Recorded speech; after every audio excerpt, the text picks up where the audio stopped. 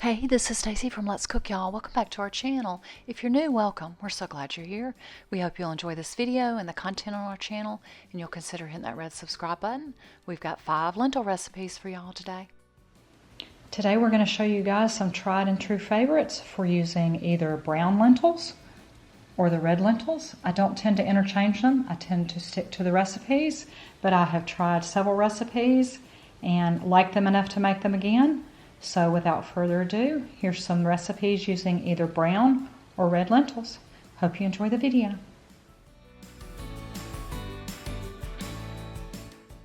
The first recipe is a red lentil and brown rice soup.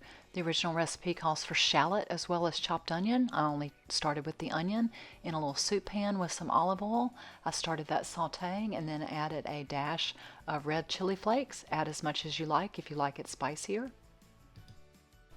Added some minced garlic towards the end once the onions were soft and translucent, and then I added some chicken broth, or you can use vegetable broth, that I made from Better Than Bouillon paste. This recipe does call for red lentils, and I used about 2/3 of a cup because I was cutting the original recipe down. The original recipe has you cooking the brown rice and the lentils at the same time, but I had some frozen brown rice in the freezer that I just thawed out.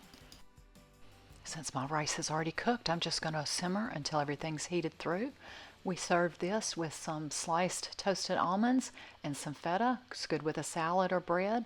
This one is delicious and really quick and easy. This is a red lentil and brown rice soup.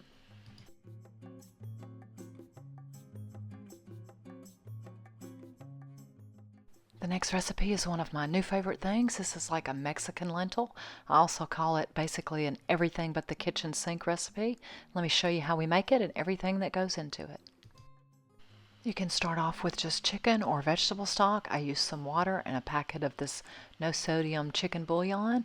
I got that going and then added a 1/2 cup of brown lentils to cook. After the lentils had cooked, I took them out and used the same pan and added some chopped onion. Then I started adding seasonings, some cumin, chili powder, and chipotle powder. Again, the recipe is linked below. I always add my garlic at the end so it doesn't burn. I'm going to add in the drained cooked lentils and my cooked brown rice. Again, like the first recipe, the original recipe calls for you to cook the brown rice and the lentils at the same time, but I usually have extra brown rice in my freezer. 1 cup of enchilada sauce from a can, or you can make your own, so you do not use the entire can. And then some salsa, and I'm not measuring. And then mix that all together and heat it through. Now to the everything but the kitchen sink part. I grate some zucchini. I've used a half, I've used a whole of a small one. Whatever you want to add works. It kind of blends in. Some salt and pepper, and then some rinsed and drained canned black beans, and then some frozen corn right out of the freezer. Now some shredded cheese. The original recipe calls for 3/4 of a cup. I do not measure, and I probably use quite a bit more. I put some in and then stir it in and mix it and let it melt, and then I end up putting some more on top because, come on, more cheese is better, and then cover it with a lid until it's melted and ooey and gooey. We eat these cheesy Mexican lentils on tortilla chips. You don't miss the meat, or at least I don't, and after making these a time or two, my husband does love these now. Tim will eat these like a chunky nacho. I will put some sour cream on mine, some diced avocado if I've got it, and we both put it on tortilla chips. This one is delicious. These are Mexican lentils.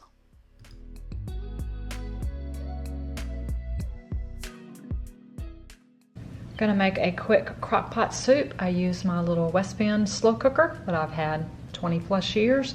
This is a tomato soup with lentils and chickpeas or garbanzo beans. This is really easy to put together. It does not take very long in this slow cooker. I've never actually tried it in my regular crock pot because I always cut it in half. I'll leave a link to the recipe that's on our website. Basically, I've got about 3/4 cup of chopped onion. I'm going to saute the onion with some garlic, and then we will add all the spices to toast them. We will take some of the chicken broth that I made and rinse out the spice mixture and put it in the crock pot. We will add the garbanzo beans that I'll rinse, the lentils, and the rest of the chicken stock. Cook it until the lentils are starting to get smooth and breaking down, then we will add the tomatoes, heat everything through, and at the end I'll just take my little immersion blender and puree it for a quick crock pot tomato soup with lentils and chickpeas. To start, I got a pan hot on the stove and then added some olive oil, and we add that diced onion. Once it starts getting soft and translucent towards the end, then I add the minced garlic the last 30 to 60 seconds so it won't burn. Then I start adding the spices to toast. I have made this with just regular paprika. It's good, but not nearly as good as if you use both kinds, so I always use both the smoked paprika and the regular. Add some thyme and some kosher salt and cracked black pepper, and then we're going to toast those spices really, really well. I do spray my little West Bend. If I was using my big crock pot, I would not use a liner because we are going to use an immersion blender at the end. Then I take the toasted onion and spice mixture and add it to the West Bend. I take a little bit of the stock and swish it around in the skillet to make sure I get everything out, and then add the rest of it back in. Add the rest of the chicken stock, either 2 or 2.5 cups, depending on how thick you want the soup. Then we'll add a half a cup of red lentils and 1 can of drained and rinsed chickpeas or garbanzo beans. We're going to cover this and cook it until the lentils are soft and starting to break apart. I stirred mine around to make sure nothing was sticking. I do taste it for doneness for the lentils and also for seasoning. Then add 1 undrained can of tomatoes. Remember, I am cutting this in half for the 2 of us, and then let that cook for another hour or so.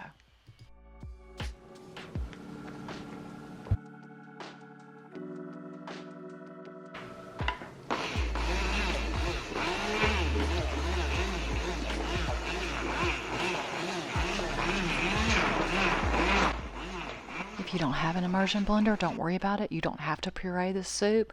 I prefer it more smooth and chunky, but if you like it chunky, just leave it like that. I used a little less chicken broth this time. I think I usually use closer to 2.5 to 3 cups. I only used about 2 cups this time, so mine was very thick. And I did puree it about halfway. I left some of the pieces of chickpeas and tomatoes in there. This is a really easy and delicious soup. Crock pot tomato soup with lentils.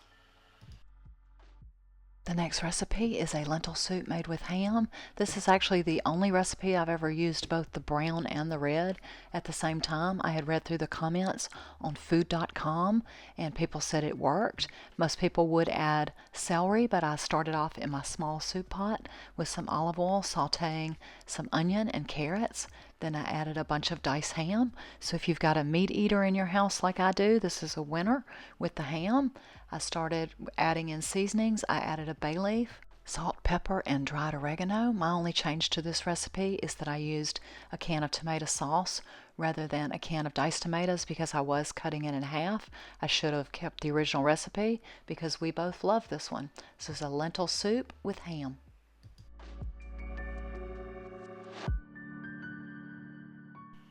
The last recipe we have for y'all today is actually, oddly enough, the first thing I ever tried to make using lentils. I wanted to see if I could substitute taco meat by using lentils and some seasonings in a quick skillet recipe. And as always, the link is provided below. The first time I made this, I actually only made a quarter of the original recipe. But you'll need some lentils, some olive oil, garlic, onion, seasonings, and a very small amount of chicken broth. So let me show you an easy substitute for meat for tacos or taco salad using lentils. I got my skillet hot, added some olive oil and then a small amount of diced onion and some minced garlic and got those sauteing. Then added some chili powder, some cumin, and a little bit of oregano. Just like most of these recipes, I do like to toast the spices with the onion mixture. As I said, I cut this recipe down by a quarter, so I only used 1/4 cup of brown lentils, and I sauteed those, and then a little bit of stock. You don't want them really soupy because we want to be able to put them in a taco shell or on a taco salad. You're going to bring this mixture to a boil and then lower it and simmer it until the liquid is all absorbed. It takes about 20 or 30 minutes. These work great in hard or soft shell tacos or in a lentil taco salad.